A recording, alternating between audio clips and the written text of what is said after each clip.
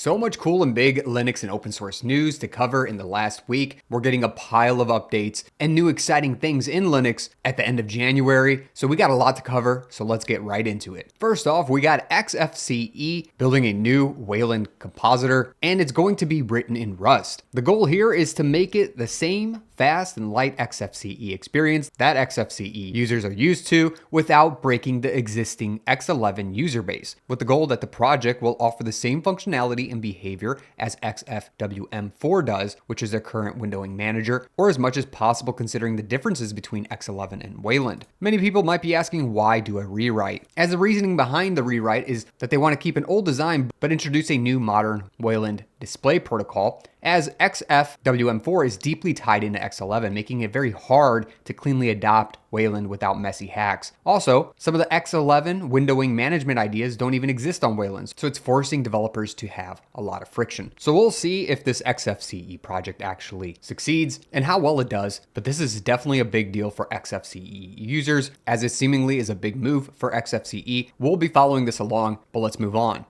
In gaming news, Valve and Codeweavers just shipped a brand new Proton version. Proton 10.0-4 is the latest release, bringing even more Windows games officially to Proton Stable, and plus a huge pile of fixes and regressions that have been cleaned up. This is pretty sweet, as there were games that could run which previously needed Proton Experimental, including VR titles and big strategy hit games like Distant Worlds 2, are now completely stable on Proton, with other fixes for things like crashes, HDR, audio, and fonts. This of course is great, as Valve's Proton has been really leading the charge when it comes to Linux gaming, and it's another big step towards Linux becoming a first-class gaming platform, where more and more Windows users are getting frustrated with all the AI slop being introduced to them from Microslop. Well, we're getting closer and closer in parity when it comes to gaming on Linux with Proton. I'm going to post a link in the description below because they now have this list. We're not going to get into all the games because there's quite a lot, but I'll put a link in the description below so you can check it out for yourself. I'm very excited for the next year to see what Valve actually does in Linux gaming. Speaking about Valve, there is a big Linux graphics win. A developer from Valve in Linux graphics delivered a great upgrade for older AMD APUs on Linux. The new patch moves aging GCN 1.1 chips like Kaveri, Kabini, and Mullins fully into modern AMD GPU DC or display core. This actually unlocks features that have never ran properly before, and once it gets merged into the Linux kernel, these APUs will gain support for things like VRR, DP, and HDMI audio, some limited HDR support, and much more, without losing the existing functionality behind it. This is great as it can help extend the life of older hardware instead of forcing upgrades. Another massive win from Valve developers. I love to see these types of rare quality of life improvements with modern graphics features coming back to a decade-old AMD hardware. We'd love to see legacy hardware stick around, especially with today's prices when it comes to hardware, memory prices and GPU prices being through the roof. This is good to extend the life of our computers, and of course it's just awesome to see the commitment that Valve has. In a very interesting announcement also in Linux gaming, NVIDIA has officially launched a native Linux desktop application for GeForce Now. It's going to be delivered as a Flatpak, and Linux users can now run NVIDIA's cloud gaming service without a browser, and with official support starting on Ubuntu 24.04 long-term support, and likely to work on many other distros. For those of you unaware, GeForce Now has access to over 4,500 games. Linux players can now stream modern titles rendered on NVIDIA's cloud GPUs. Think of it sort of like what we had with Stadia and Microsoft, and it allows gamers to run up to RTX class ray tracing, high refresh rates, and multi-hour sessions depending on the tier that they select. Now, it isn't all great, and of course, there's a subscription to this, with 3 different subscriptions being the free, which is a basic rig, and it has 1-hour gaming sessions up to 1080p resolution and 60 frames per second. But if you get the performance or ultimate, it's $10 a month and $20 a month. Of course, the free comes with ads, but performance gets you 1440p resolutions up to 60 hertz per second and 6-hour gaming sessions. And then the ultimate for that $20 a month gets you 8-hour gaming sessions, 5K resolution, and 240 frames per second. So this is a wild announcement. So now that we can use GeForce Now natively on Linux is another clear sign that big companies and corporations are focusing on Linux gaming, and it's no longer a niche platform. This is very exciting news for gamers, and especially people who are already using the service and want choice or to make the switch, it is officially available under the desktop and laptop category under Linux Beta. You can actually download it today from the official website or just get it as a flat pack. This is hopefully going to knock down several long-standing barriers for Linux gamers, and at the end of the day, it makes any Linux PC a high-end gaming machine. Now, the things that I don't like about this, it's pretty simple. Everything is becoming a subscription, and GeForce Now is going to make you pay a subscription fee, and you no longer actually buy a game and play it. Instead, you rent the game and you return it. So if you want continuous access, of course you have to pay. And if you stop paying, there is no pay. This is, of course, annoying as traditional ownership of games is just completely dying out. And this is just another way that that's happening. And that's why I really want to see in the long term Proton native support keep advancing. That way we can actually own our titles. But nonetheless, this is going to put more eyes on Linux from developers and studio game developers. Are you excited about this? Let me know in the comment section below what you think. And don't forget to subscribe below and smash that like button on the way back up. Let's get into more Linux and open source news. We're getting some memory patches that may improve Linux performance. The new patches heading towards the Linux kernel aim to significantly reduce the use for swap, all while delivering small performance gain under high memory pressure. Here are some of the test results, which was a 1 terabyte BRD device as swap just to verify the memory save. Once they did FreeM, which is just a command to tell you how much memory and swap you're using, you can tell between used memory, we save around 200 megabytes. Idle memory usage is reduced by 256 megabytes just as expected, and following the design, we should be able to save another 512 in the next phase. And this is pretty sweet. By simplifying how swap metadata is tracked, the kernel can save hundreds of megabytes of RAM, which is a large win, especially when it comes to large swap setups, as it helps avoid redundant bookkeeping. Early tests here show that there's up to a 2% faster improvement when it comes to performance on real workloads, especially when systems are low on memory. It's always great to see a Linux win like this. We're always seeing developers focusing on making our systems leaner, faster, and this is always wonderful. It's one of the big reasons people choose Linux, as they can use their legacy hardware, they can constantly see improvement, and they're not locked in to proprietary slop. It's wild to see about a 30% savings in memory usage, and the people this benefits the most is low RAM systems, right? Older PCs, single board computers, cheap laptops, and ARM devices. We'll keep following this one. Let's move on to another performance improvement. As we see another desktop performance boost, the FreeType text rendering library just landed a new optimization that makes clear type style LCD font rendering up to 40% faster, especially when it comes to large font sizes. The way that they accomplish this is instead of applying expensive LCD filtering to an entire bitmap, FreeType now only processes the parts of the glyphs that actually contain pixels. That gives you the same visual quality, and it requires much less work from the system in order to render. This is of course great for Linux users, as FreeType is an engine that a lot of Linux distributions use in order to draw text on a screen. It's responsible for things like turning font files into pixels, handling font hinting, anti-aliasing, and subpixel LCD rendering, making text look sharp, readable, and consistent across Linux desktops. FreeType is used by GNOME, KDE, XFCE, and many other Linux desktops. So while FreeType is getting faster, that's a huge win for the Linux user interface, as it's going to get faster too. It's wild how a small patch like this can give us such a big system-wide improvement. Love to see these types of things. And now I want to talk briefly on how the Linux kernel is planning a major internal cleanup for kernel version 7, replacing more of its old per CPU memory caching code. And this is going to be replaced with a newer system called sheaves. The goal of sheaves here is to create simpler code and hopefully improved performance, especially when it comes to modern multi-core systems. We don't have benchmarks quite yet. There are still early signs that are promising. So for those of you who aren't aware of what sheaves is, inside the Linux kernel, the kernel is constantly allocating small chunks of memory, freeing them again, and doing this across many CPU cores all at the same time. If the CPUs ever fight over the same memory pool, everything slows down due to locking. So Linux uses per CPU caches. Each CPU gets its own stash of ready-to-use memory objects, and what per CPU sheaves is doing is a sheaf is a small per CPU array of free memory objects, and those objects were just freed and are likely to be reused soon. Instead of managing whole slabs per CPU, the kernel now says, let's just keep a list of recently freed objects per CPU, making these free memory objects more dynamic. Traditionally, Linux used per CPU partial slabs. A slab is a page of memory split into equal-sized objects, not dynamic. Each CPU kept a partially used slab nearby. Of course, that's fast, but think of this as keeping half-used boxes of memory objects instead of being able to fill the box up completely. So we'll see how per CPU sheaves might be able to outperform slabs. Either way, a great new improvement, hopefully coming with some benchmarks here soon as we continue to optimize the Linux kernel. The biggest benefit here is not necessarily performance, it is making Linux available and scalable with newer and modern hardware, and we'll see if this patch does just that.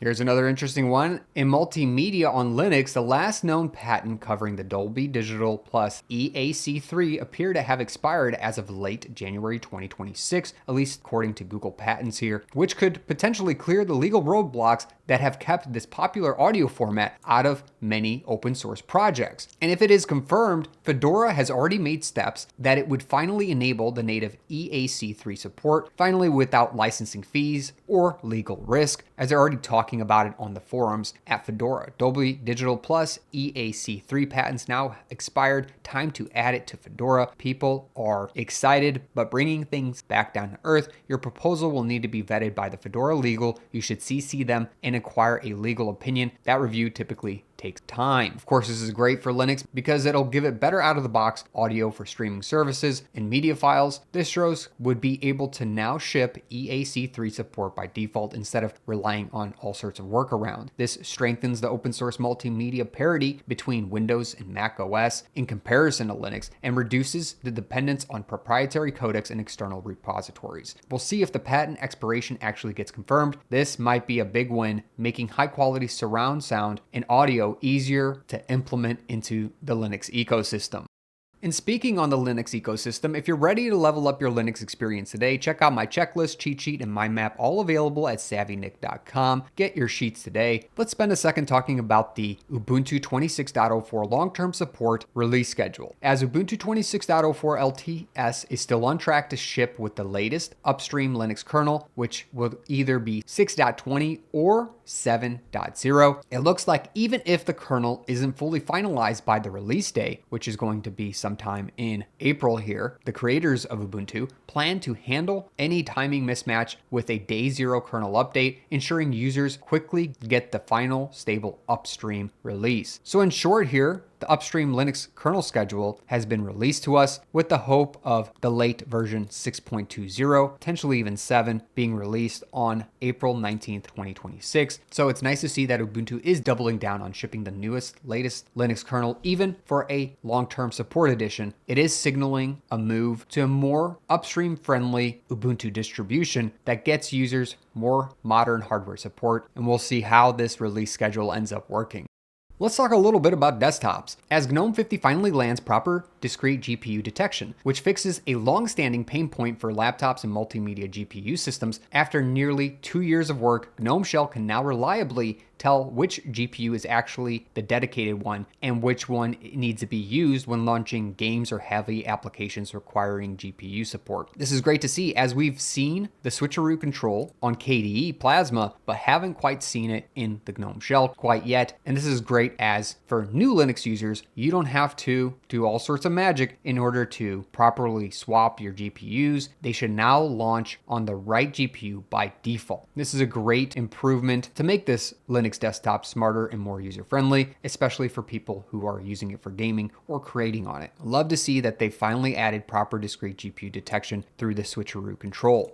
And in another great win in GNOME 50, we're finally seeing the promotion of variable refresh rates that are officially no longer an experimental feature. This means that VRR is now considered stable and shows up normally in the GNOME's display settings for supported monitors. There's no hidden tweaks required, and this change lands in time for GNOME 50 to ship with the latest Fedora releases. This is also great as we're going to see smoother gaming and reduced tearing or stutter, and better support for our modern VRR capable monitors, things that are compatible with FreeSync and G-Sync. This is awesome because with recent improvements, VRR should generally work well on most systems. While there can always be corner cases, in particular with monitors that don't support VRR well, it is disabled by default and needs to be enabled explicitly in display settings. If it doesn't work well yet on a given system, it should be left disabled right now, but we're seeing this feature officially supported on GNOME 50. Awesome news for GNOME desktop users. From GNOME, we're receiving even more updates with annotated documents, which is pretty cool as papers can now draw freehand annotations on PDF documents. And here's an example. Pretty cool to see. We also see other updates, including GTK modernization with SVG rendering, accessibility, and improved performance, and some updates to the GNOME Circle apps and libraries, including GTK-RS, Mahjong, and other third-party projects. Definitely a lot going on at GNOME as we continue polishing our desktops. But now let's move on to talking about some wins for KDE Plasma, as the KDE Plasma team is polishing the upcoming 6.6 release and already landing features and fixes for 6.7. Highlights are going to include that the emoji selector window now lets you choose mixed skin tone groupings of emojis using a little nicer user-friendly pop-up dialog, as you can see here. And also another interesting nostalgia factor, Air Plasma theme makes a comeback as another alternative KDE Plasma theme. That's right, they've restored the Air desktop theme. Air used to be the default theme in KDE 4 and was shipped alongside Oxygen. The two are complementary. Air provides a light theme experience, Oxygen a dark theme one. Oxygen has been moved to this repo, but Air has been removed from libplasma beforehand. Both themes still work, and there's no reason not to install both of them and give users the option to have a light panel when using Oxygen design. So this commit officially restores the Air theme in the state that it was before its deletion. So for those of you who care, the restoration is happening in KDE Plasma 6.7 as it adds one more official theme choice, and this is going to support users who prefer minimal and bright UIs from the KDE 4 era. Anyways, interesting news from KDE and KDE Plasma. But now we're going to get into a very interesting question that the community has posed, and it's a form of documentation called project continuity. It has been brought up that the kernel needs a new continuity plan that formally answers a big question. What if Linus Torvalds' main Git repository ever becomes unavailable? What happens then? This was merged ahead of the 6.19 release. The new document lays out a clear time-bound process for maintainers and the Linux Foundation to step in, coordinate leadership, and keep kernel development moving without disruption, as it dives into a very real problem that ensures the kernel isn't really dependent on a single person or a repository, hopefully protecting it for long-term stability of one of the world's most important open source projects. It is nice to get clarity for individuals in the project, understanding what happens if Linus Torvalds isn't available to use the repo anymore. So this is a formally documented process on how Linux would continue in a worst case scenario, which of course makes sense to ask. This is actually a follow-up from the Maintainer Summit and has just begun. I'll post a link in the description below, but a little bit of a breakdown here. The situation is a plan for if Linus Torvalds can't pull changes into the mainline kernel repo anymore. Step by step, a coordinator will be designated. An emergency discussion will start within 72 hours. There will be a fallback if there's no recent summit, meaning if maintainers haven't met in the last 15 months, the tab will decide who should get invited to prevent the stalling. More maintainers can be brought in, how we're going to introduce more maintainers, and a public update within 2 weeks to ensure transparency and community trust. It's the Linux Foundation's responsibility to execute the plan and be guided by the tab. So that's where it currently sits. Of course, there's room for changes here, so we're going to be following along with this one, but it is a great question to be answered, and I'm glad we're looking at a procedure here or a process when inevitably this does happen.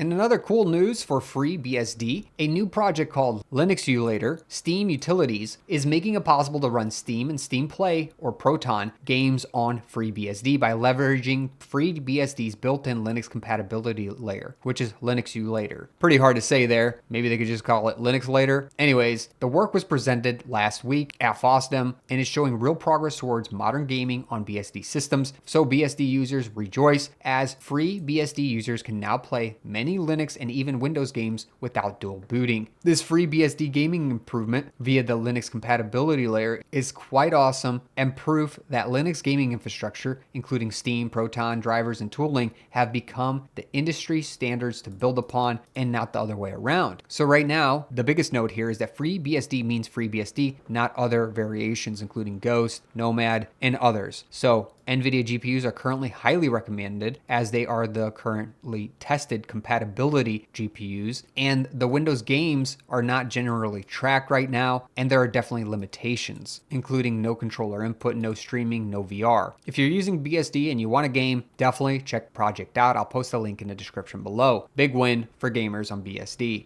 This week, we're also seeing a brand new version of Shotcut, which is an open source video editor on Linux, now enabling GPU hardware video decoding by default and using VA API for smoother previews and better performance. The only exception right now is NVIDIA GPUs on Linux, where hardware decoding remains off by default due to driver and API limitations. So if you have an NVIDIA graphics card, this isn't necessarily going to work for you. But for others, this means much smoother timeline playback, lower CPU usage while scrubbing or previewing videos, better handling of high bit depth, including 10-bit and high resolution footage, which makes this an overall better open source video editor for those of us who are creators. It is very cool to see Shotcut finally flipping on the hardware decoding by default, which is a massive quality of life improvement here for Linux video editors. I'm definitely excited for this, as it's really hard to find a good video editor on Linux. While I've used DaVinci Resolve in the past with a bunch of buggy hacks in order to actually get it working, Shotcut and Kdenlive are about your only choices at this point, so it's nice to see this improvement to use the hardware decoder.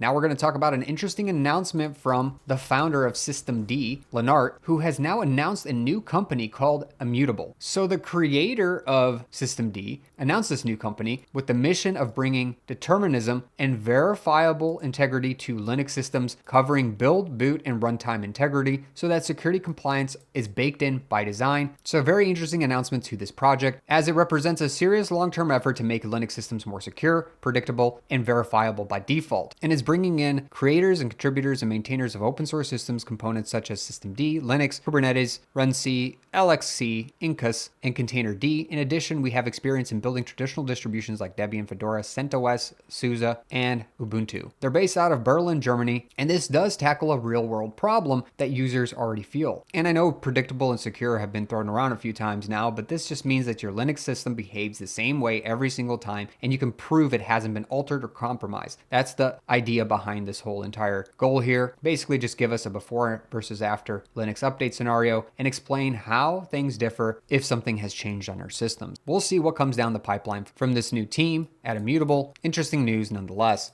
Here's something that I'm excited about. TigerVNC has officially released a 1.16 update, which brings us a big Wayland milestone, which is the W0VNC server, a new way to share your live Wayland desktop session over VNC. This new server is the Wayland native equivalent of X0VNC server, which uses standard desktop portals to work cleanly with Wayland desktops like GNOME and KD Plasma, and is great as it finally enables easy VNC screen sharing on Wayland, not just X11. We've been struggling with this issue. It's been a long-standing pain point of Wayland, and it's great to finally see native Wayland desktop sharing possible via open standards with Linux remote desktops. I'm super excited about this one. And where you can see this right here is added a new server called W0VNC server for sharing Wayland desktops. Those are big changes. I'm yet to use it, but I'm definitely excited to give it a shot. Let me know if you have used the new TigerVNC 1.16 release in the comments section below.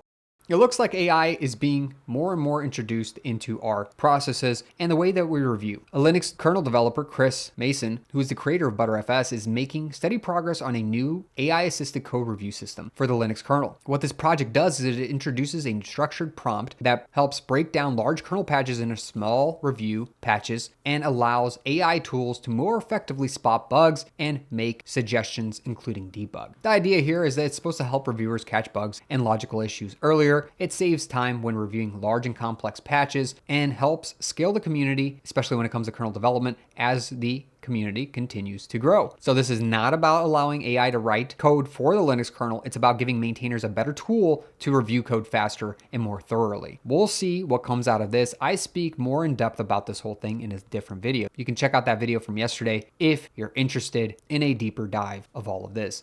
But I want to take a moment to talk about the Raspberry Pi Smart Display Module coming soon. Raspberry Pi is officially preparing to launch a new Smart Display Module, SDM for short, designed to pair with Compute Module 5, the CM5, for low-power professional display and signage usage, which is kind of cool, in my opinion, as this will support compatible embedded devices, and it adds HDMI output for a second video stream and even includes an M.2 slot for optional AI acceleration. This thing's pretty sleek, as it enables edge AI for digital signage. As organizations increasingly explore AI-powered digital signage, the Raspberry Pi Smart Display Module offers an efficient and practical solution for this, is what they claim. And by signage, that just means digital screens used to display some sort of information, whether it's ads, status updates, banners. They're used as digital signs instead of printed signs. These are all used through airports, retail, offices, hospitals, restaurants, all sorts of places use digital signage. So it's a big deal for the commercial arm of Raspberry Pi. Definitely check it out. I'm sure Jeff Geerling will be checking this out before long.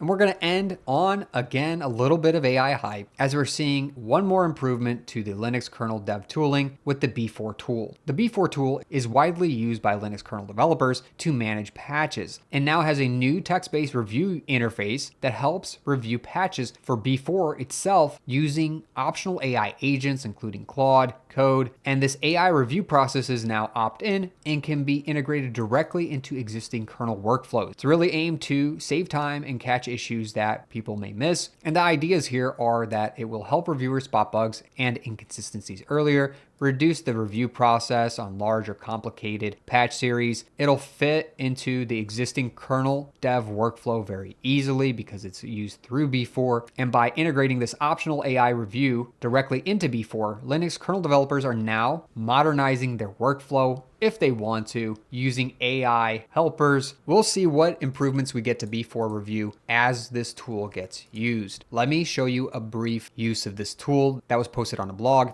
And we saw a ton of updates at the beginning of the year now, as we see core desktop progress with Wayland finally maturing across XFCE, GNOME, KDE, and even in TigerVNC. Gaming keeps accelerating on Linux with Proton, adding even more game titles to its library. Valve continues improving both NVIDIA and AMD support on Linux, and GeForce now is officially introduced to Linux from NVIDIA. There's memory patches and performance improvements, all things that make Linux as fun and powerful as we expect it to be. It's exciting to see what's going to happen in 2026. If this is just the start of things in the last week or so of the new year, I'm super excited to see it. If you enjoy news segments like this, make sure to smash that like button and subscribe below. Catch me in a great community on Discord, and I'll catch you in another video. Thanks for watching.